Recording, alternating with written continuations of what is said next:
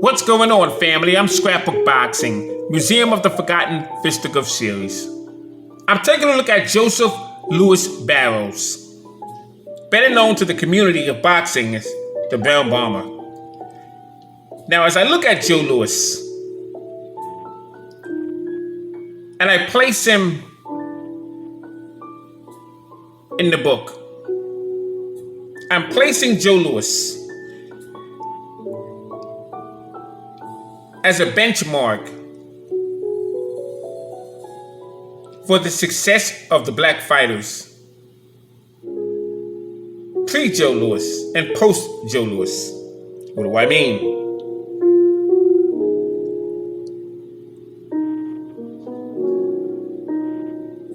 As you have Reconstruction and you had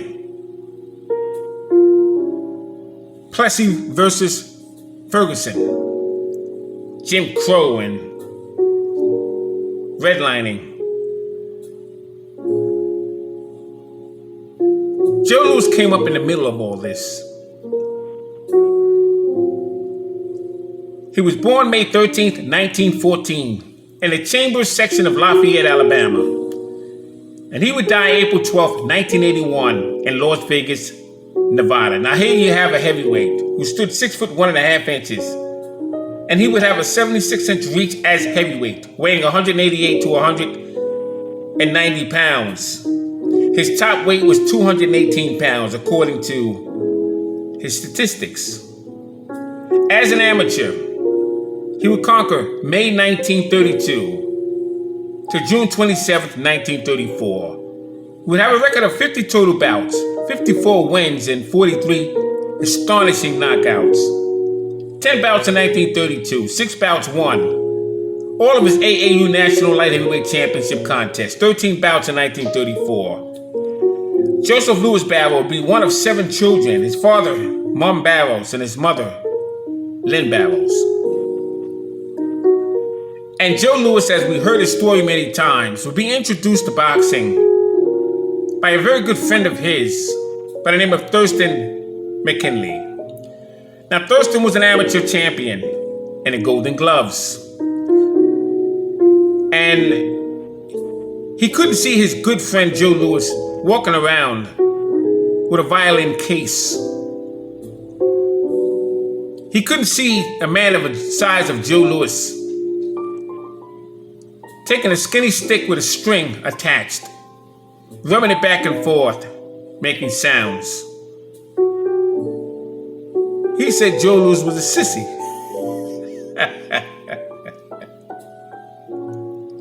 That Thurston McKinley was something else, man. And some way, somehow, he was able to get Joe Louis to redirect his thinking from holding a fiddle to holding a pair of gloves that can make him a lot of money. So one day they were walking past Brewster Center. That's the direction that Joe Louis would walk going towards his violin lessons. And Thurston McKinley would have the same newspaper in his back pocket that Henry Armstrong would discover while working on a railroad. That newspaper would hit Henry Armstrong on the side of the leg. It would say Kid Chocolate would earn $75,000, defeating Al Singer in 1929. Oh.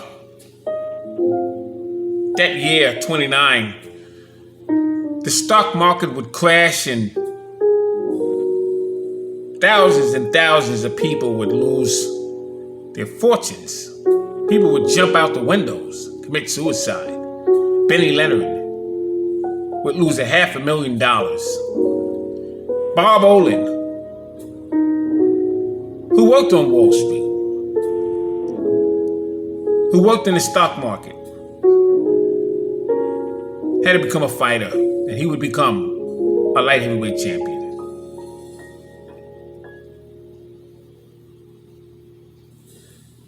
Now, on June 25th, 1935, Joe Louis stopped Primo Carnera in 6 rounds. They fought at New York's Madison Square Garden, and that would be the first fight that Joe Louis would fight at the Garden. And he would knock out Primo Carnera in 6 rounds. Oh, Carnera would break his ankles from the weight of the fall. Primo Carnera would become heavyweight champion when he would knock out the Boston Garb, who was a former heavyweight champion. His name was Jack Sharkey. And he fought Jack Sharkey twice. Second time he would knock him out. Now, Jack Sharkey has been in some very controversial fights with Jimmy Maloney and Max Schmeling. He was accused in both fights of hitting the opponent low. But he was also in a controversial fight with Harry Wills in 1926. Harry Wills was accused of excessive holding and low blows to Jack Sharkey. And I guess Jack Sharkey, I don't know, would have received karma between Jim Maloney and Max Schmeling. But he would defeat Max Schmeling in 1932 and he would become the heavyweight champion of the world. Now in the fight with Jack Sharkey and Harry Wills was the colored heavyweight champion. He would lose his title because he was disqualified in the fight with Jack Sharkey. I don't know what his title had to do with the fight with Jack Sharkey. Jack Sharkey was not champion. It was very misunderstood to me. I don't think it could be explained. On September 24th, 1935, Joe Louis would stop Max Baer in 4 rounds in New York's Yankee Stadium with a triple left hook combination that he would learn from an old foe in Detroit. He was a member of the Black Murderers Row. His name was Holman Williams. And Holman Williams would take a liking to Joe Louis by teaching him his signature combination punch. And Holman Williams would also bless a young Sugar Ray Robinson with combinations as well. You see, Holman Williams, there was a connection between him and New York trainers. Because Holman Williams was managed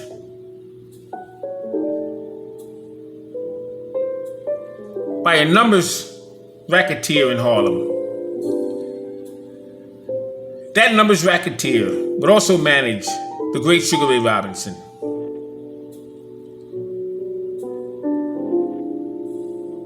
Now, John Roxborough, Julian Black would manage Joe Louis. But they all had ties together.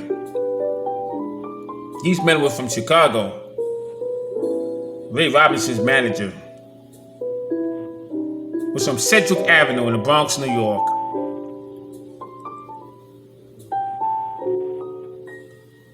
And Holman Williams was managed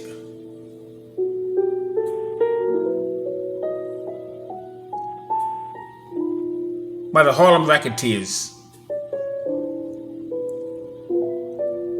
But he would be placed on a lot of Joe Louis's undercards.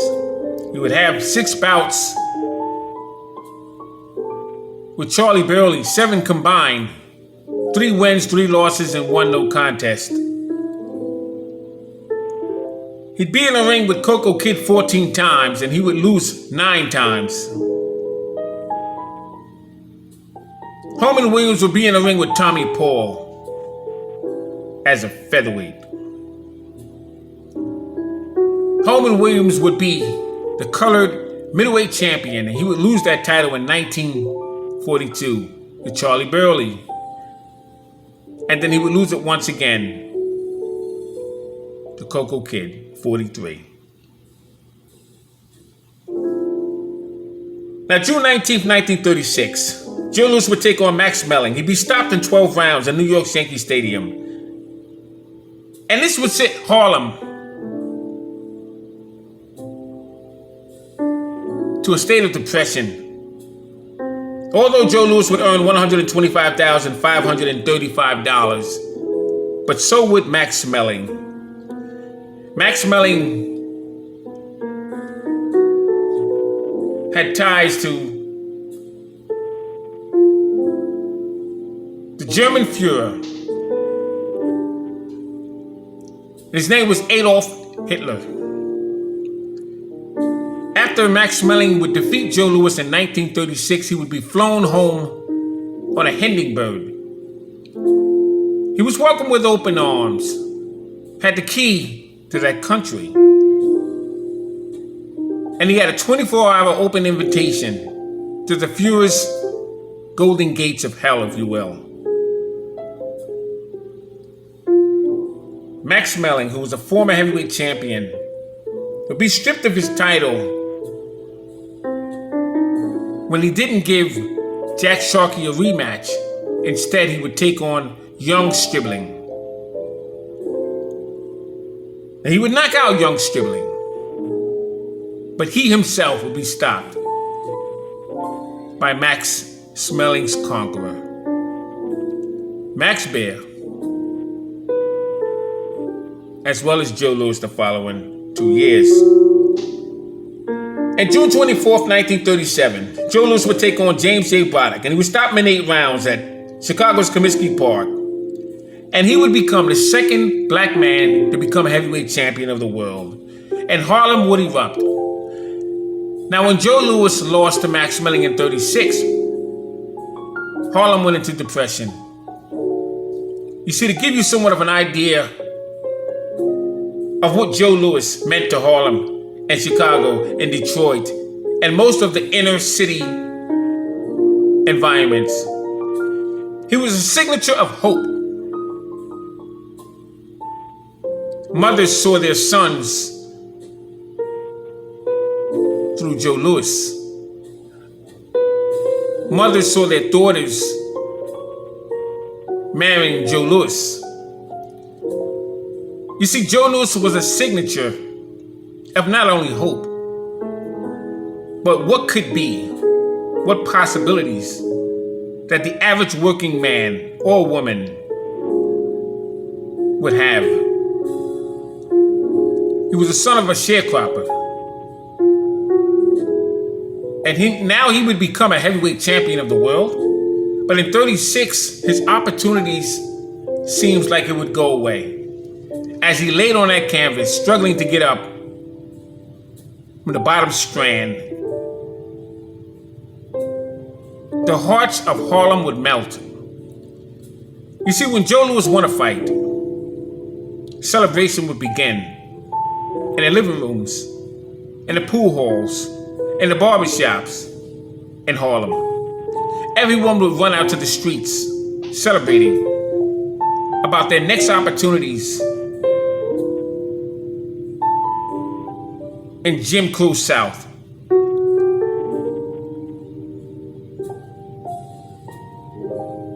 But when Joe Louis would lose in 36, all that came to an end. He was so respected and welcomed and talked about. Joseph Louis Barrow would sell more newspapers than anyone or anything else that was happening during that time. If Joe Louis went to the barber and it was written about, everyone would buy the entire newspaper just to read a 2-sentence article on Joe Louis. They had to know Joe Louis's every move. Before Joe Louis' fight, as the father would come home from work, he would stop by the tailor and stop by the butcher shop, pick up a slab of steak or a slab of bacon, ham hocks.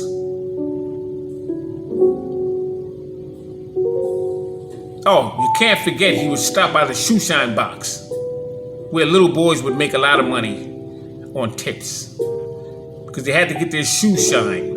They called it a spit shine. Man, that shine would be shinier than a baby's backside.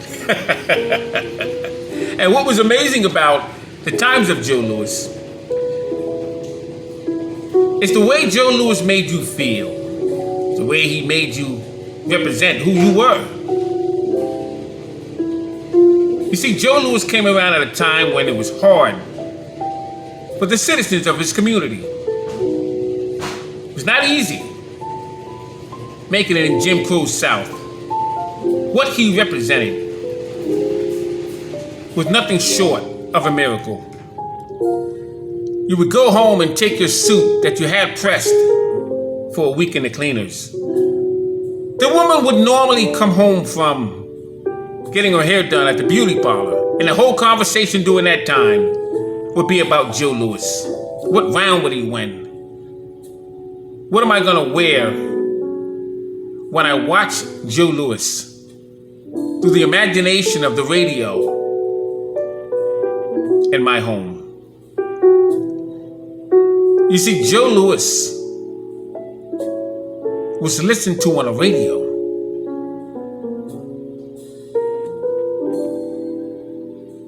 The families would wear suits, 3-piece, shiny shoes, cufflinks, and a dimple in their tie to sit down on the couch in their home to listen to Joe Louis on the radio. And they had to dress that way because once Joe Louis won, they would all run out to the streets and it would be a celebration as though New Year's would arrive. That's the kind of impact Joseph Louis Barrow would have. That's the kind of impact Harlem would embrace. So now you see why it was important to have a role model, a figure like a Joe Louis. June 27, 1937, James J. Braddock was stopped by Joe Louis. My God, what that must have been like.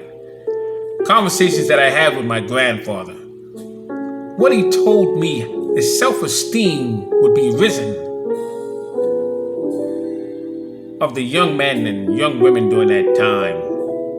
They couldn't wait to go to work the next day because they wanted to listen to the conversations about their hero, Joe Louis, thinking that they could one day join that conversation, one day be looked at as something more than what they were accused of being, which was 1/5 of a human being.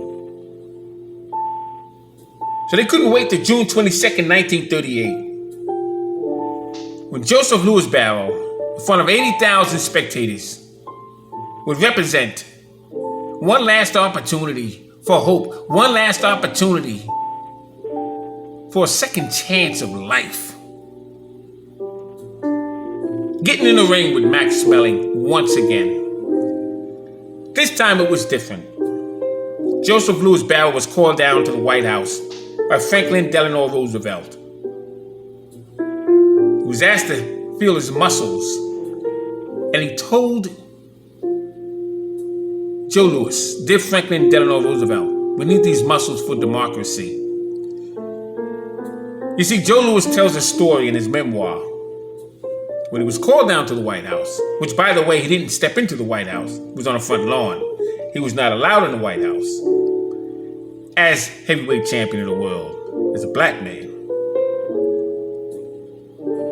But what he had mentioned, that the Japanese were standing in line waiting to get in because there was a meeting that was created by Secretary of State.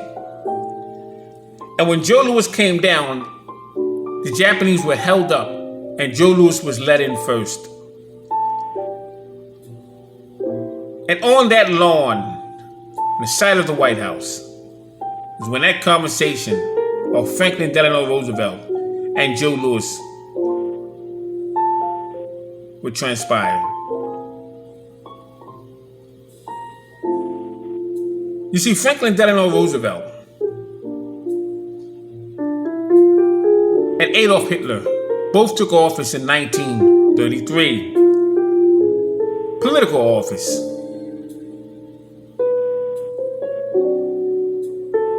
Hitler would become the Fuhrer in 1934. Both men used both men as pawns. Roosevelt had Louis. Adolf Hitler had Schmeling. And they were jacking in to position as to who was going to dominate the countries. But then come Jesse Owens in 36 after Lewis was dropped in 12 rounds. He would go home with 4 gold medals, so Joe Louis had to show his faith in 38. And my God, when the bell rang, as those who were eating peanuts at home would clench their fist, marking every move that they would hear on the radio, pumping their fists up and down and bobbing and weaving their heads, trying to represent Joe Louis in that ring. And when Joe Louis knocked out Max Schmeling in 1 round, do you want to hear how serious life got for the black community? They would run out of the streets, throw toilet paper outside the windows as confetti. They would celebrate, jump up and down. Jewish community, black community, white community, all celebrated as one. Because Joe Louis did the unthinkable. He defeated fascism. He represented possibilities and hope. The black community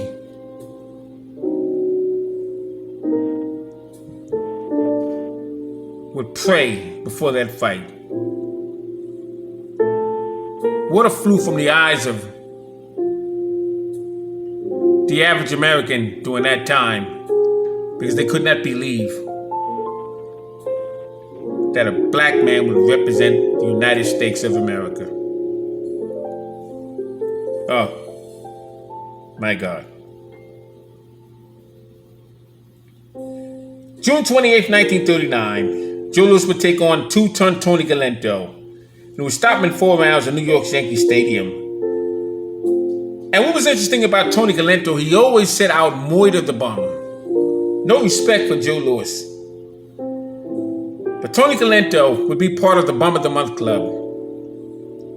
Tony Galento, although fat in stature, but he could fight. He would take on a man by the name of Paul Cavalier, a trainer of mine at Lenny Shore's boxing gymnasium on Totowa Avenue. And Paul would share that story with me. They fought for the New Jersey Heavyweight Championship title. Paul would defeat Tony Galento. Tony Galento would eventually have his legs amputated.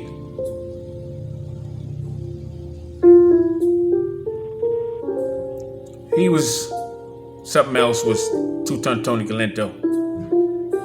I just wanted to share some small stories that's in the chapter of the book that I'll have out shortly of Joe Louis. My grandfather would tell me about Joe Louis as he met Joe Louis. I've never met Joe Louis, and that's something that I will regret. I'll regret that probably as long as I'm around. He's someone I would have liked to have met. And I've seen Joe Louis from a distance in fights that I've attended. Never got close enough to him. But the combinations that Joe Louis would throw, and my God, could he punch. Oh. He was someone that you would look at as a benchmark to society. Shout out to Joe Louis. Joe Louis would come around at a time when you had gymnasiums such as Stillman's Gymnasium. And in Stillman's Gym, you had trainers such as Whitey Bimstein, Ray Arcel, Nick Florio, and Doc Robb. You had Anthony Tamaki and Energy Fazzi, Red Kleinstein and Joe Gross, Frankie Dad and Coco Artie Rose. Yet the Pioneer Gymnasium in New York was ran by Jimmy DeFrost and Ben Outman. DeFrost was perhaps top 2, top 3 greatest trainer, in my opinion, of all times. Right there with Harry Wiley Sr., Ray Arcel, Joe Gauss, many of the great ones. The St. Nicholas Arena had a gymnasium in New York. You had Ben Seaman, and Mo Fletcher, Charlie Bennett, and George Brown, Walter Young, George Ennis, Billy Grubb's Gymnasium, New York, 116th Street in Harlem. Yeah, Whitey Eckert, and Dire Dollars. New York. Shout out to Joe Louis, the Brown Bomber, one of the greatest combination two-fisted punches I have ever witnessed on video. The way Joe Louis is spoken about, this man can crack your jaw just by looking at you. Thanks for listening. I'm Scrapbook Boxing, Museum of the Forgotten Fisticuffs series, where all great fights and all great fighters would never be forgotten on my channel. Look out for more interesting stories as I continue to prepare for my book. Looking for your support. Thanks for listening. Shout out to my sister Lala D. Fistiana Boxing. Peace.